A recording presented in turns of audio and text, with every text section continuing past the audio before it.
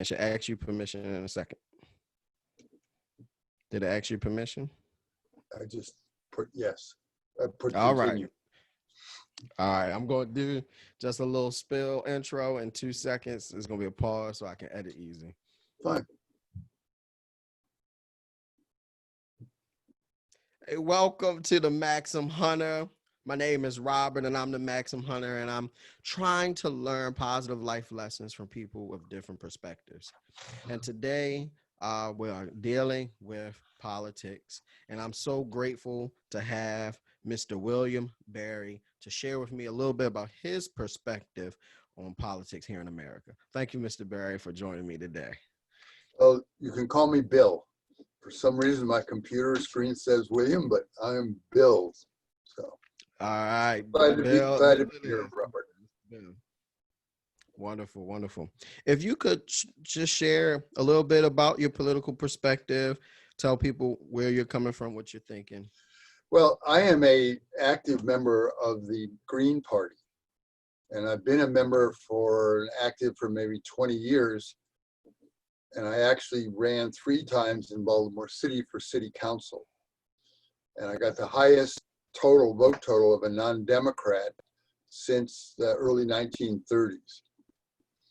And I really ran on a campaign of drain the swamp, although someone else stole that phrase and used it. I actually patterned myself after a character from the movie Network, Howard Beale. And if you've ever seen the movie, Howard leans out the window and says, "I'm mad as hell and I'm not going to take it anymore." And that's the way I felt. And I'm a parent. I had 2 kids in the public schools at the time. I was working at the community college in Baltimore County. My wife is here. We lived in the same neighborhood for 30 years, although neither is native of Baltimore. And I was just fed up with the one-party rule in Baltimore City, and I'm fed up with the one-party rule nationwide. I think that the differences, the claim between the Republicans and Democrats are non-existent. There's some social areas and things like that you see, for example, in this dispute over Ruth Bader Ginsburg. But basically, they represent the very wealthy people, and the rest of us get the leftovers. And you certainly see it if you have kids in public schools, because there's schools with no heat, there's schools with no air conditioning, there's schools with no facilities, and they're so important to the lives of young people growing up. And I think that everybody should have it. And it shouldn't depend on how much money your parents have, it shouldn't depend on which neighborhood you live in, it shouldn't depend on what race you are or what sex or what gender or anything. And so I think going back to the sense of entitlement, that this is the wealthiest country in the history of the world, and there's no excuse for people not to have a full life. I'm teaching a history of the 1930s right now for seniors, and one of the characters in the 1930s was a guy named Huey Long.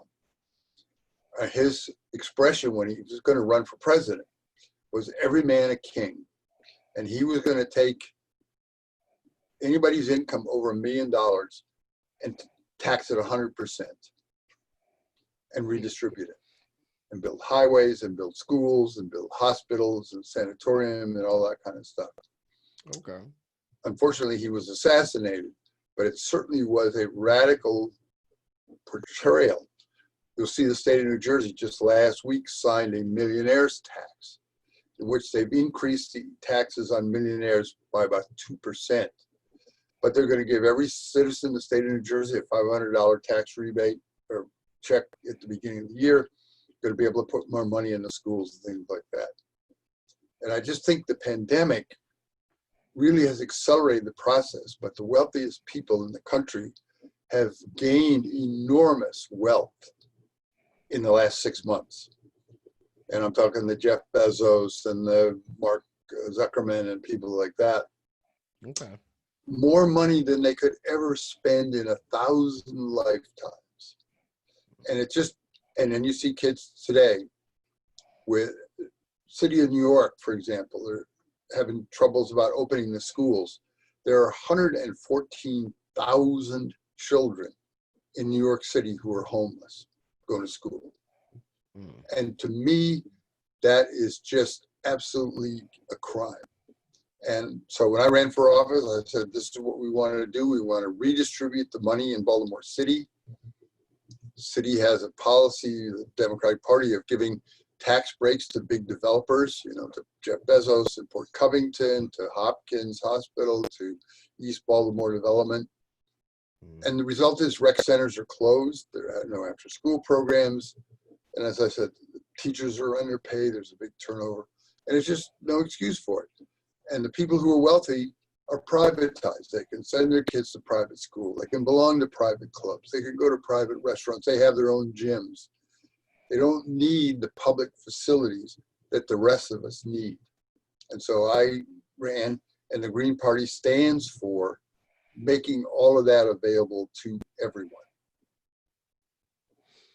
What would you say if someone was like, you know, that's not the role of government. That's not the job to make sure everyone has enough. What would you say the role of government is? I would disagree. I would say that there has to be a mechanism, because right now the government makes sure that if the 1% get the benefits, and Wow. that the private economy is not challenged. One of my biggest advocacies is for a national health insurance. And I think it's incredible. And this pandemic has shown it, that the so-called essential workers, the food service and the healthcare and things like that, when they lose their jobs, they immediately lose their health insurance. And you cannot be without health insurance.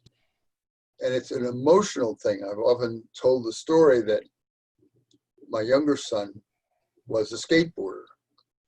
And so when you have a child who's a skateboarder, it's not a question of if you're going to go to the emergency room. It's a question of when, because he'll break an ankle, you know, as my younger son did twice. But my point is, you go to the emergency room and you see families in there, young children for whom this is their primary care provider. And to me, it absolutely makes me so mad. And a national health insurance would be incredibly cheap. People would save $5,000, $6,000, $7,000 a year right off the top, because private health insurance companies take about 30% of their money and spend it on executive salaries and on advertising. And you could put that money back into healthcare. You eliminate all this bookkeeping that the doctor's offices have to do. I'm on Medicare now, and it works fine. And it's an administrative cost of 2% or something like that. But it should be there's certain things, clean air, a place to live, enough food, a good place to go to school, healthcare should be a fundamental right, not a privilege, a right. And if government has that role to help bring that about, so be it.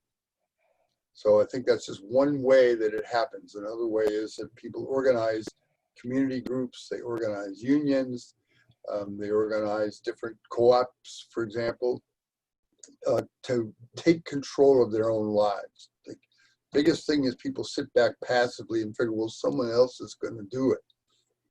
And I think this is a history that goes back to the 1930s, where the federal government for the first time really became important with the New Deal.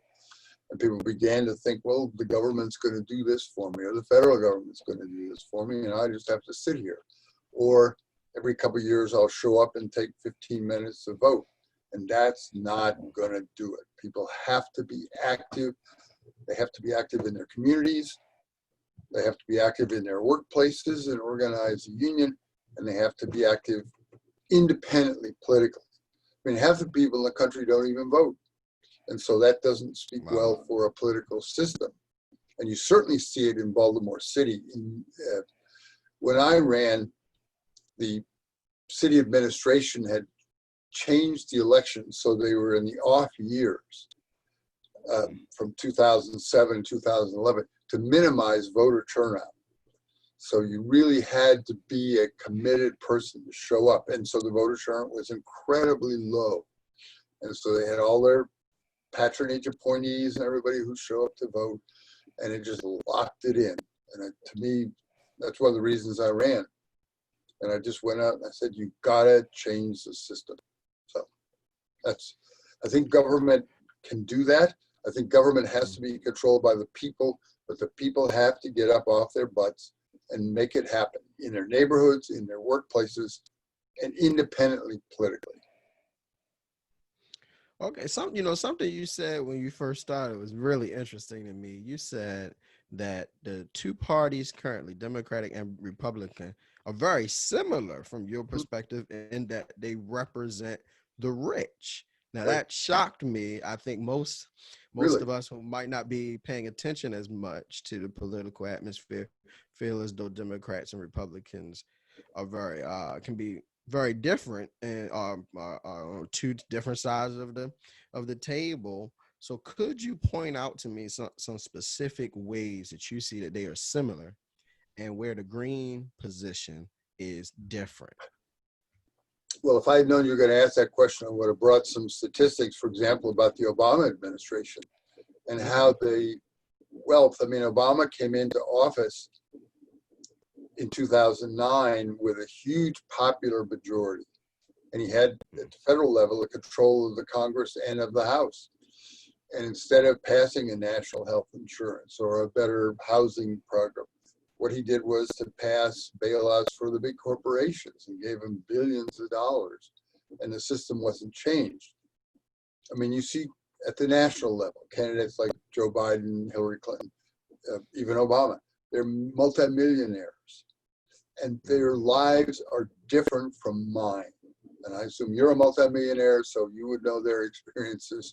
But me, as a working guy here in Baltimore, and so they help each other. I mean, in the Congress, 75% of the senators are millionaires. And so the way they look at things is different from how we look at things here. What they think people need and what they're willing to do is so different from what I think should be done. And I think you'll see it in this election that Biden will not advocate, for example, for a national health care. He won't really advocate for a jobs program. And he is not the outrageous personality that Trump is, but Trump captures the anger. And one of the things a couple of weeks ago, there was a survey, a whole thing in the New York Times about greed. And it's a greed is good, except when it's bad. But they talked about the numbers of people who have confidence in big business. And in 1972, it was 29%. And in 2020, it was 26%.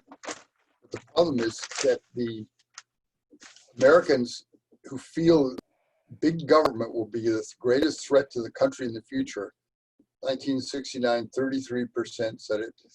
2016, 67% said it.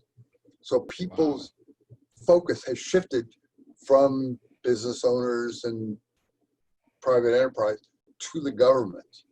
And so when a guy like Trump comes in and says, oh, I'm going to drain the swamp.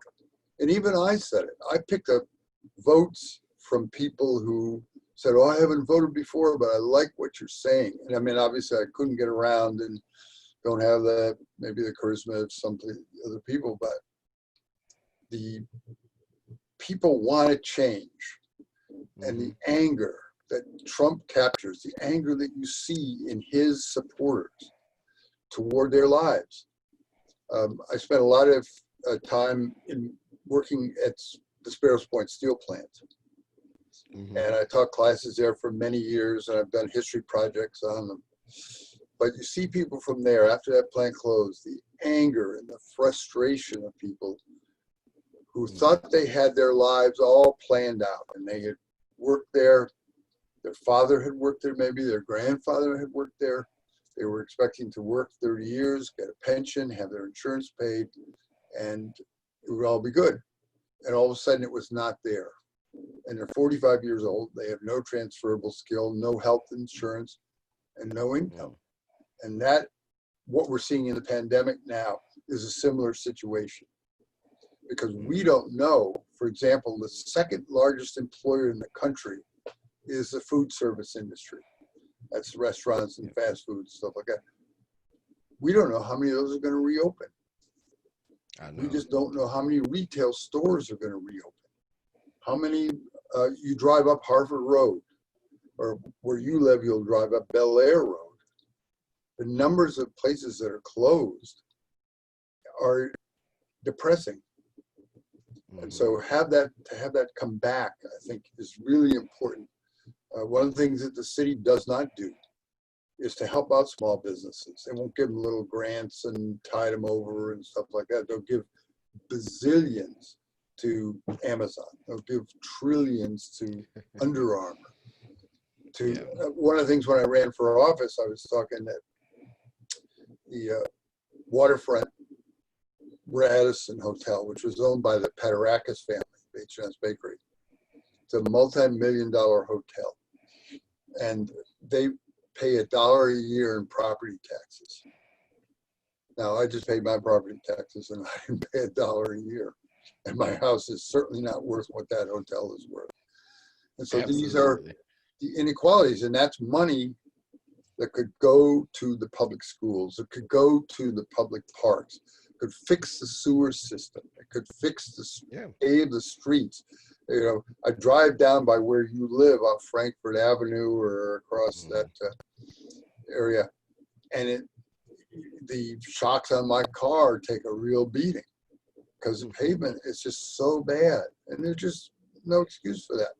You know, you drive some other nice areas, the city pavement's great. You know, it's all a priority.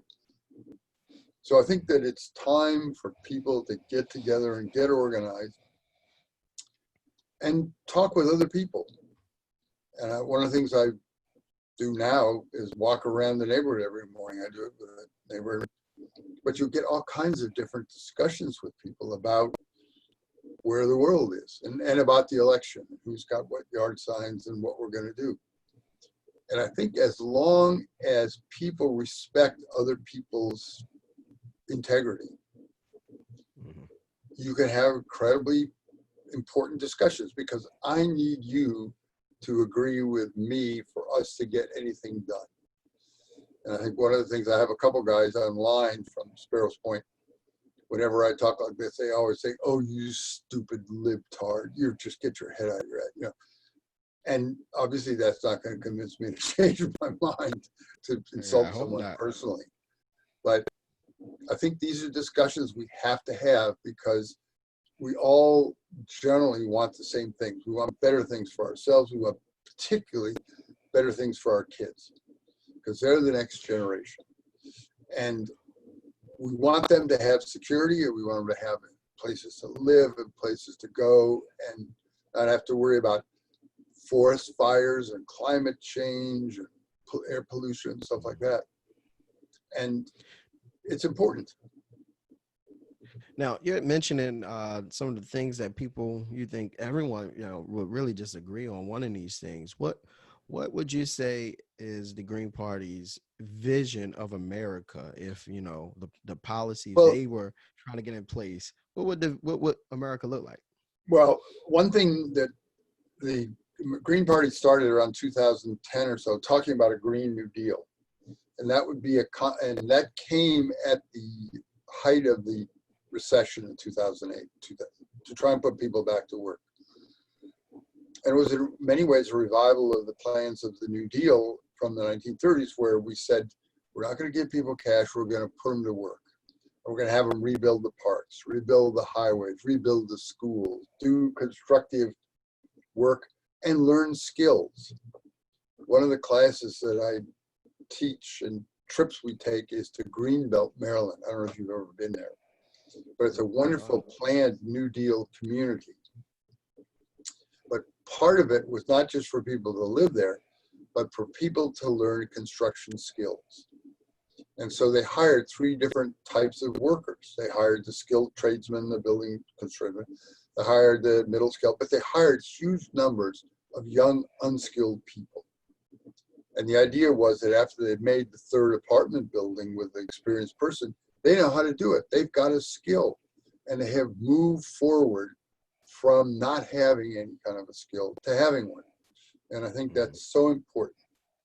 The Green Party was a obsessed with the climate and with pollution and with eliminating fossil fuel. For example, people in the Green Party have been arrested for protesting fracking and transcontinental pipelines, stuff like that. We should get off the fossil fuels, you know. Yes, you'd have to retrain all the coal miners. I'm just having a discussion with a woman in California who's doing a project on sustainability. And I'm going to try and find somebody from the Wheelabrator incinerator down in Curtis Bay, because there's a good possibility that the city will be convinced to close it. And that just spreads pollution all over the area. And yes, people will be displaced from their job, but they will have to learn new skills and learn new things. One of the things the Green Party did, one of the things I advocate, is a 25-hour work week. There's no reason for people to have to 25? Well, all right, 20, I'll tell you whatever. But I think with the ability of technology and I think this is one of the things, I have a pamphlet that I wrote called Organizing in the Pandemic. But I think the workplaces are going to look incredibly different when we come back. And I think we're finding, for example, technology can replace all of us, but we don't share the benefits of it. When I went over the other day to Home Depot, and there's like only one checkout open, and I want to go to the checkout because I want to protect someone's job, but all the rest of it is computerized. And now they can computerize at Amazon and these warehouses beyond. They can track what you do. They can tell you what to do. It's incredible what robotics is. But we're not sharing in the benefits of it. All we're doing is we're seeing millions of people displaced out of work with no likelihood of going back. Even McDonald's, for Christ's sake, I guess, is using touch screens now. So you don't have to even have a minimum wage counter person. And so the world is going through enormous changes. I think it's changes similar to what we saw after the Civil War when the factory system really developed. Because technology and robotics is huge. And what it can do and what it can share for us and what benefits we can have are enormous. And I think one of the obvious benefits, in addition to the material stuff, a place to live and food and stuff, is leisure time, time to do what you want. And I like that. 1884 was the first Labor Day parade, and the workers were marching for an 8-hour day because they were working 12 hours. And they said, we want to have 8 hours for sleep, 8 hours for work, and 8 hours for what we want to do. And I think there's no reason now that you couldn't have more hours. I mean, you see people working 2 jobs, running from one low-wage job to another low-wage job. And that's not a life.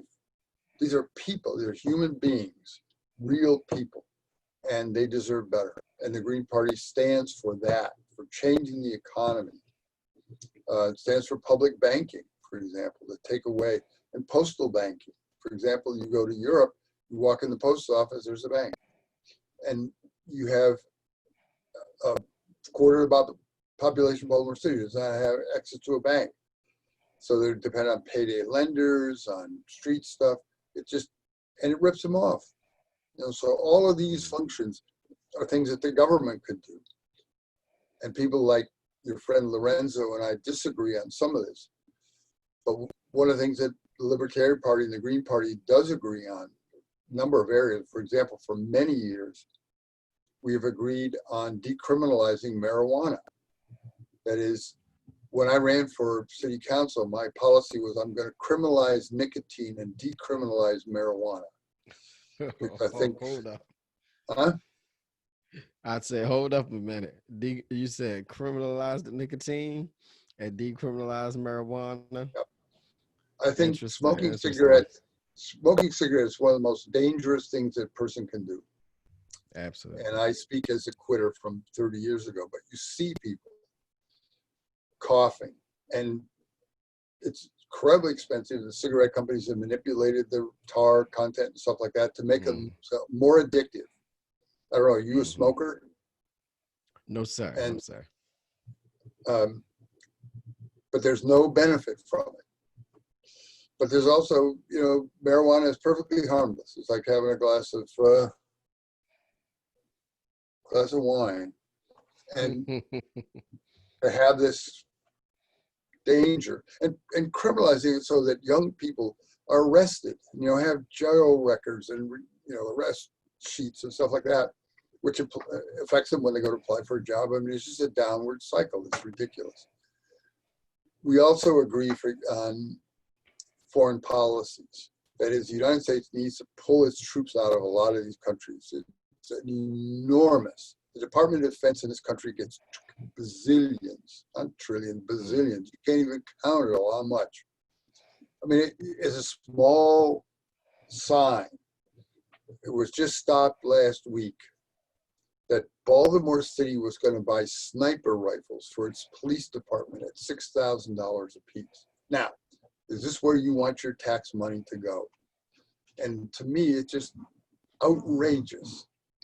So bringing these troops back, put them back to work, put them out of the army, you know, is what we got to do, because it's just protecting foreign interests, oil companies and things like that, places like Saudi Arabia, places that most people can't even find on a map. And yet it's costing you money and it's risking people's lives, and it's not solved the problem. The United States went in, for example, to Afghanistan 25 years ago or so, after the Russians left, and the country is still as bad as it was. And so we have not done anything to make it better. And I don't know what the answer is in a country like that, where people feel so passionately about religion and in different areas that they're willing to kill for it and die for it. But we don't need to be there. I would rather have my tax money go to build a new school on Moravia Road, a new library in Hamilton, things like that. Now, you mentioned that the military really needs to, in foreign affairs, just come on back and stay out of a lot of the foreign affair issues and protecting financial interests is what you're saying. A lot of people, and from my context, are very concerned with the police, and you made a mention of them already, but could you say a little more on what the Green Party's perspective, and especially your personal perspective, on policing is in America right now, with people who disagree with the way policing happens? Well, I think it's a scandal. I think Baltimore City is disgusting. And I think there was a column by Dan Rodericks today in the Baltimore Sun about a man named Palm who was called back to testify, and he's retired. I forget exactly what, he was a commander of some sort, high-level police officer. Said he knew nothing about any kind of corruption or gun trace task force or anything. And first of all, I don't believe that, because when you go through police academy, it's like going through the fire department or going through a strike or something like that. You develop a close relationship so that you have no secrets. And so whatever happens, everybody knows about it. You may not want to tell anybody, but for him to say that he didn't know anything about it either says he's lying or he's totally incompetent and isolated, and you can't have that. But the role of the police to protect the private interests and the wealthy property and stuff is just, first of all, they're enforcing laws like marijuana possession and things like that, that I think are just ridiculous. And they targeted minority communities, they targeted young people. My son is black, and he was picked up several times for nothing. And one time, a police officer tried to get him to be a snitch. Said, we'll let you off if you call me if you have some friends who are doing something. And he was not doing anything. He was smoking a joint, maybe, but not bad stuff. And so the laws are bad. The structure is bad. And it's very, very expensive. I mean, you look a couple of weeks ago, or you can look online actually anytime, at the Baltimore City employees' salaries. And out of the top 20, 15 of them are police officers, and some of them are making double in overtime what they were regularly made as a salary. And so they're making much more than city officials whose salary is $150,000. Officers are making more. And so it's a system that's out of control. And it very clearly and unfortunately is directed at minority communities. And the thing that's really sad to see is minority officers who participate in that. A terrible story of this guy, Sean Suter, who was killed in line of duty. The thing is still unsolved. He was a gun trace task force guy. But he was living in southern Pennsylvania. And so he'd taken a job on the police force, lived here, and used that money that he got to get out of town. And unfortunately, that's one of the dynamics that's bad for Baltimore, is that if a person can afford to leave, they leave. And I tell the story often. When I was campaigning for office, I was over on Walther Boulevard, not too far from your house. And I door knocked a guy, and he was there. And he was single, and he lived in Fells Point. He got married. He and his wife bought a house up in Northeast Baltimore City. But they had a 4-year-old, and they're moving to the county because the schools are better. And the problem is that whoever's left in Baltimore City, other than a few, are the people who haven't got any choice to go anywhere else. And so the police then come back and beat on whoever's here. And obviously you see in these other cities, Kenosha, Wisconsin, and stuff like that, it's just absolutely outrageous how, and then George Floyd, and people, that more visible cases, but there's a huge numbers of police brutality cases, and they basically go unpublished. But there's unpunished rather. But there's also other cases. I was watching a television program a couple of weeks ago about a woman who did a book about Kentucky, West Virginia, places like that, about the opioid addictions. And there are pharmacists and doctors who will prescribe hundreds of thousands of pills. There is the company which made them, whose sales reps encourage these doctors who've got commissions for selling and who gave money to the pharmacies and stuff like that. They're basically poisoning hundreds of thousands of people, and they walk away. No criminal impact or nothing. Boeing aircraft may pay a fine for lying about the safety conditions for the jetliners that crash, and nobody pays for it personally by going to jail or by being put out. And I just think it's a justice system at the lowest level. To go back to your question, the police enforce it and enforce petty crimes when there's bigger stuff that goes unchallenged. What would you say? What do you say when you hear people say defund the police? Well, I think it's a good. I think if you look at the budgets of the police department now, as a taxpayer, you live in Baltimore City. I live in Baltimore City. We see all kinds of places where public money could be spent.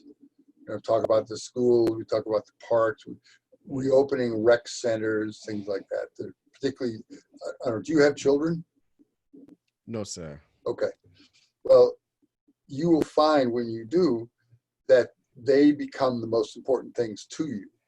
And absolutely. And the facilities and things that they need to have. The city pays out hundreds of millions of dollars out of tax money for police brutality lawsuits. And never mind the money, as I said, somebody stopped it at the city council level, but they were going to buy sniper rifles, for Christ's sake. We were just sitting outside here and the surveillance drone flew over our head.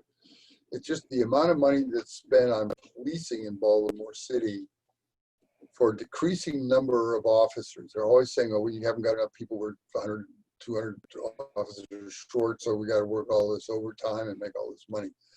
that it needs to be controlled. And one of the problems the city council has no interest in doing that. They won't step up and say, okay, we've got this problem. It's a financial problem. It's a social problem. It affects all of us who are still in Baltimore City. And I can tell you the numbers of people that I know who have left the city. They just say, look, a friend of mine next door was jogging through Herring Run Park a couple weeks ago, early in the morning, and two kids came by him on skateboards and kind of whacked him on the head. He was down by Bel Air Road, and he called 911, and finally a cruiser came.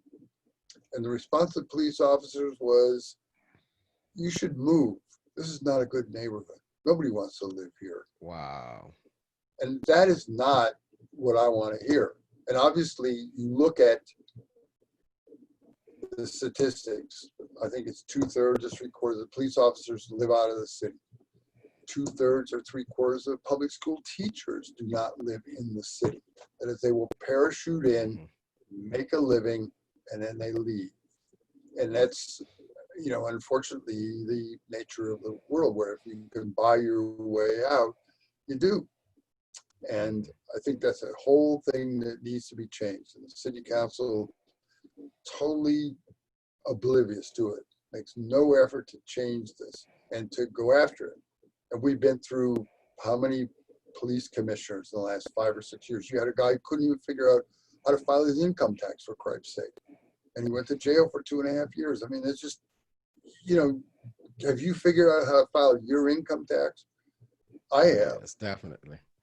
And no problem at all. Yeah, I mean, it's just some stuff you got to do.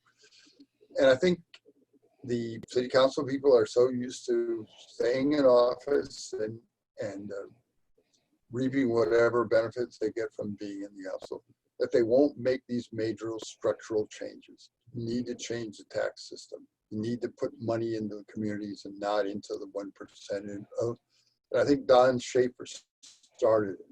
When he started developing the Inner Harbor, his idea was he's going to have a tourist city along the Gold Coast, and it's all going to be great. And in order to do that, you've got to give huge tax breaks. So you have people, developers like Dave Korish at Harbor Place. They've got bank accounts in the Cayman Islands, I understand. But what about my school? What about my public library? What about my street? What about my sewer system? You know, these are the things that the Green Party stands to change, and we think are so important. And I have not found anybody who disagrees with it. It's just a question: people get loyal to a party, or they say, "Oh, it's crazy, you'll never make that happen," or they get just very discouraged. But I think you got to keep up the fight, keep your eye on the prize, and go for it. And you see the history. You see people like John Lewis, who passed away, went through brutal treatment and never gave up. Martin Luther King, you know, Rosa Parks, people, it just was no quit in them. And I think we need to bring that spirit back. Mm. Now, you were saying you think a lot of people agree with a lot of the things that the Green Party stands for, but is there something that you think is disagreed very often from the Democratic or Republican side? And which thing do you think, if they agreed with you all, would cause the most positive impact in our society today? Well, I think redistribution of wealth.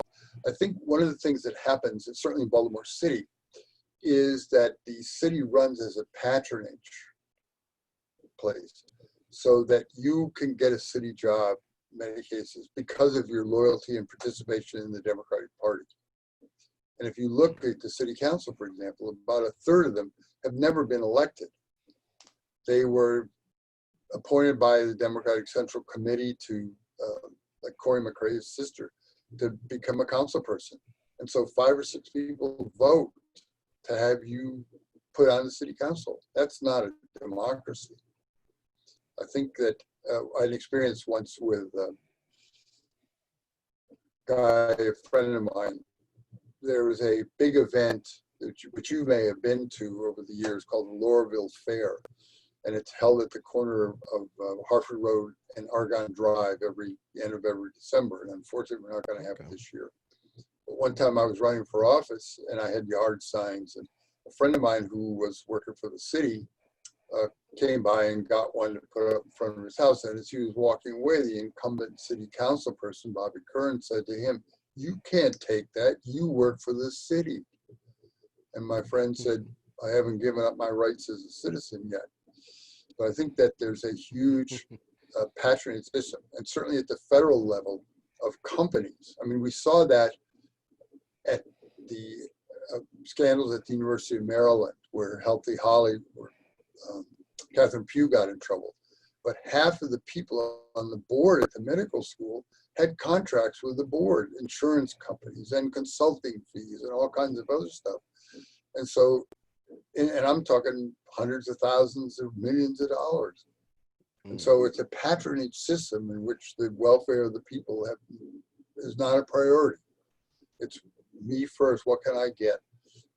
How can I hit that public till, and how can I make that cash register ring for me? And I think that's what we have to change.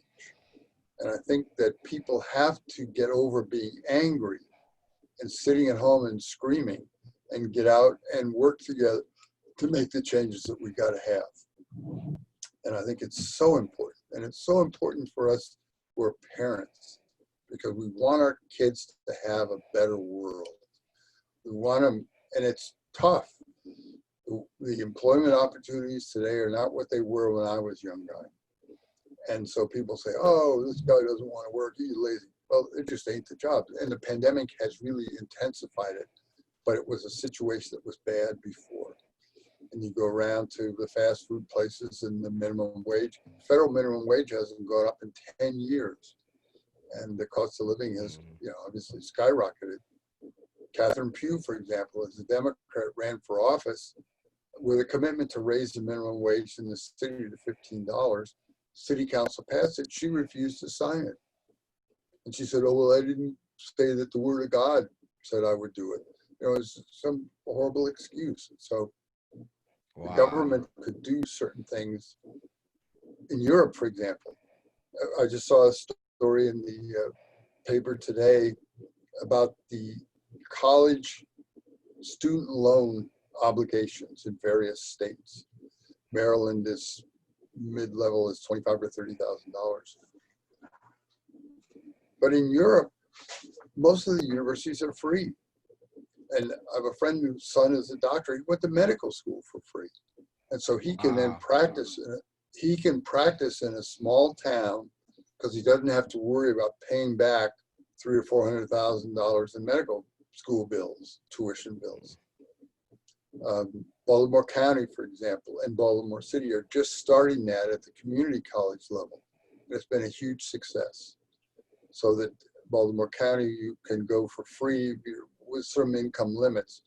And unfortunately, though, in the county with age limits, that is, today, it's anybody up to the age of 23. And one of the things I argued, and as I said, I worked at the community college for 15 years. I told the president of the college I thought this was a mistake because there were many people, for example, from Sparrows Point, who were 45 years old and had no skills, no transferable skills, and really needed to go back to school. And having a free tuition and having the ability to go would have been great. But for age reasons, they were not able to do it.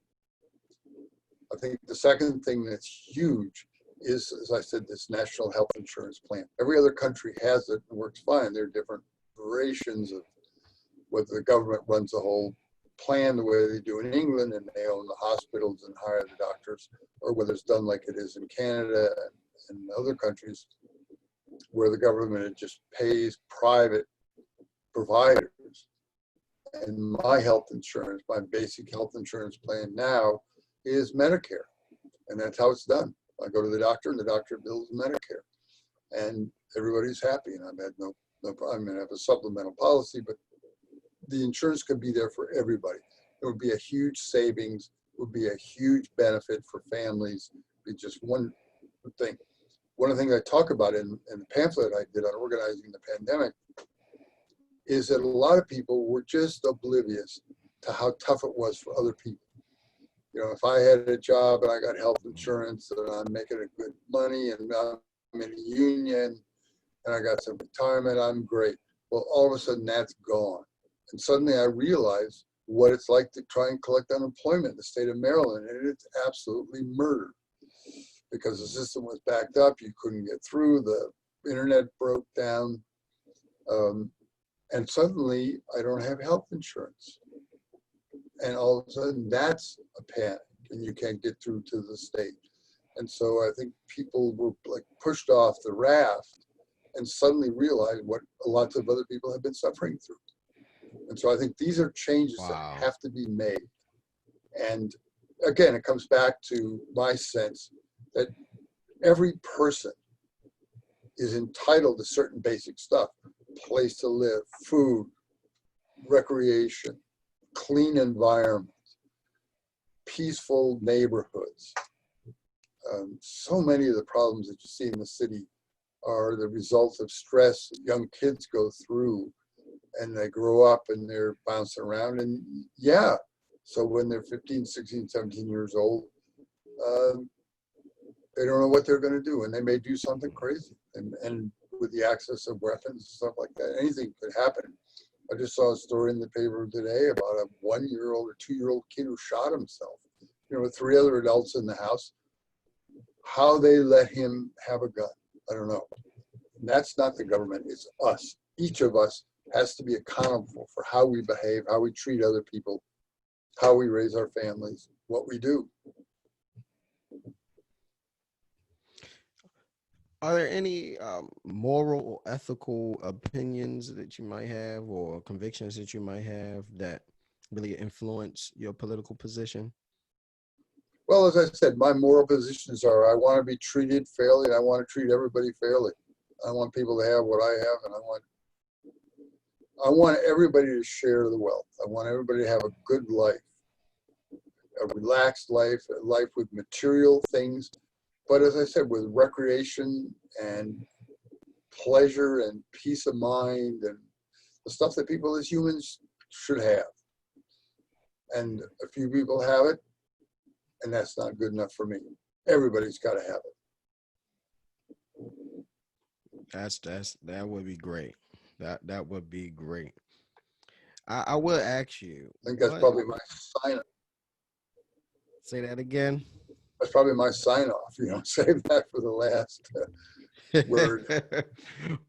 Well, I definitely want to ask you about this upcoming election and your thoughts and views on what a vote for Green Party candidates and during this election and in future elections would mean, how positive that would be, and what kind of changes that could bring if people begin to vote green. And additionally, your thoughts on obviously the current presidential election, especially the two, at least I'll say, staged candidates with Biden and Trump. Any thoughts on those two areas? Well, I certainly think at the local level in District 12 downtown Baltimore City, we're running a great candidate, Franca Mueller, who is a Spanish teacher at the City College, a child of refugees from a low-income family, and a person of incredible charisma. I wish when I ran for office that I had that personality that she's got. And she's really great. And she's running against a guy who's Robert Stokes, who's a no-show. And you go around his district and you say, "Who's your city council person?" They'll look at you like, "I don't know." You know, and it's just one person, but it's a start. I think at the national level, I think it's very, very difficult. There is a presidential candidate for the Green Party, but people are so caught up with Donald Trump. And it's like, we've got to get rid of him. Well, all right, so you get rid of him, and then you got Biden.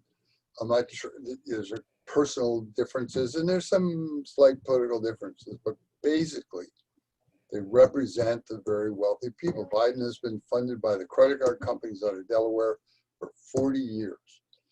And I don't think he has said he's not in favor of single payer. And this goes back Mm-hmm. to 2008, 2009. During the recession, a lot of younger people forget that it was the same kind of conditions that the pandemic has brought, the recession brought, people losing their jobs and their health care.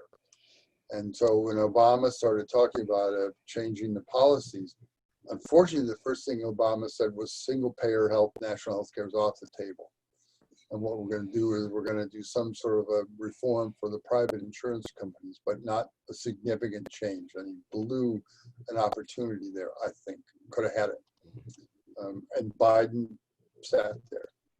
And so I don't think he's going to be huge. My concern is that the people who control the Democratic Party, when they get to choose a candidate, they pick a loser. And I go back to Hubert Humphrey in 1968, and you go through Hubert Humphrey, Mike Dukakis, Al Gore, John Kerry, Hillary Clinton. And the only people at the presidential level who won have been outsiders. Jimmy Carter, Bill Clinton, Barack Obama. And they came from nowhere and became incredibly popular. Carter, didn't maintain his popularity. But I think people forget how nobody heard of him. Nobody heard of this governor of Arkansas. Where is that?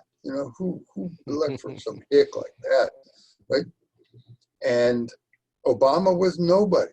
He was a brand new senator, African-American guy, and who's going to vote for something like that? And the rest is history.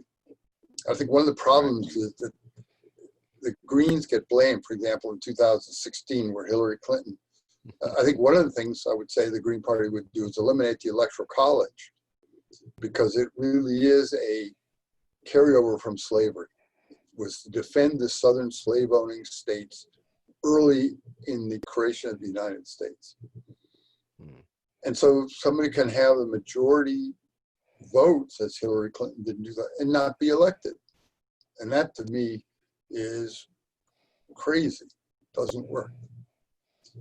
But one of the things that people will criticize the Green Party for, and they still do, they say, oh, well, you cost Hillary Clinton the election in 2016 because you got 50,000, Jill Stein got 50,000 votes in Pennsylvania and Trump won by 45,000. As if everybody who voted Green would have voted for Hillary.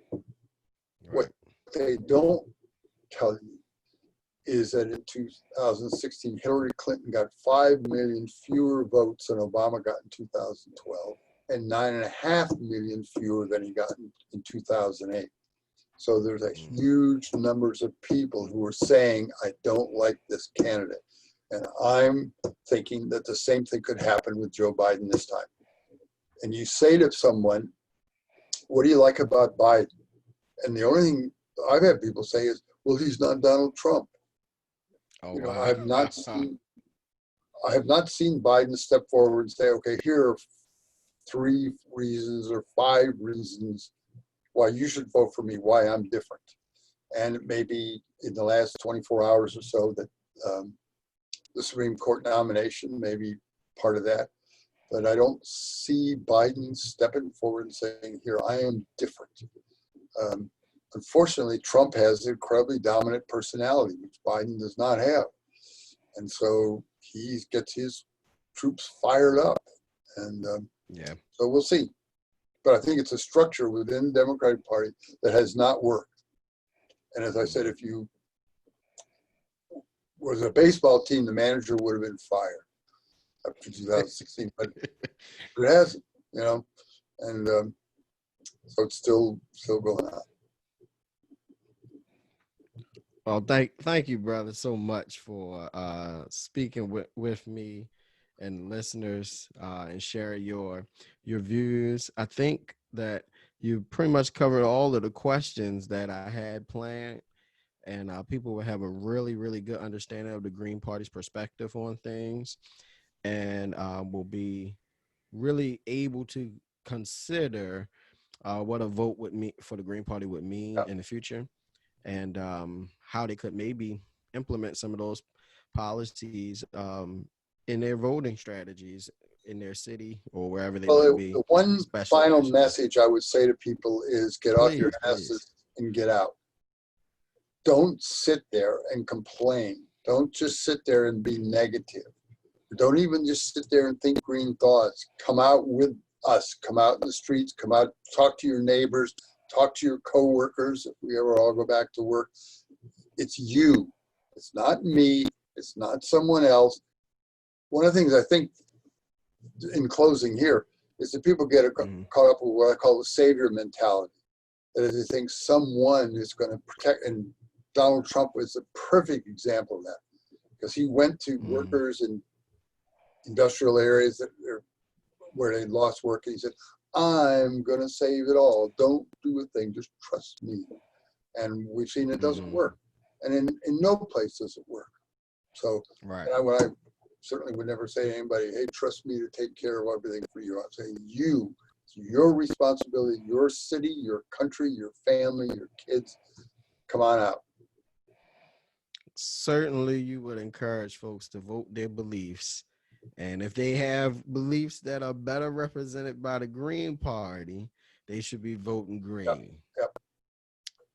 I agree with you, brother. Definitely. Okay. All right. Thank you again, brother. I'm Okay, going to good. close this out right there. I really appreciate you. And it was nice getting to know you and meet I you. look forward to seeing you sometime. Come on over. No problem. Definitely. We're We'll love close. to Yeah. do that. All right. See ya. All right.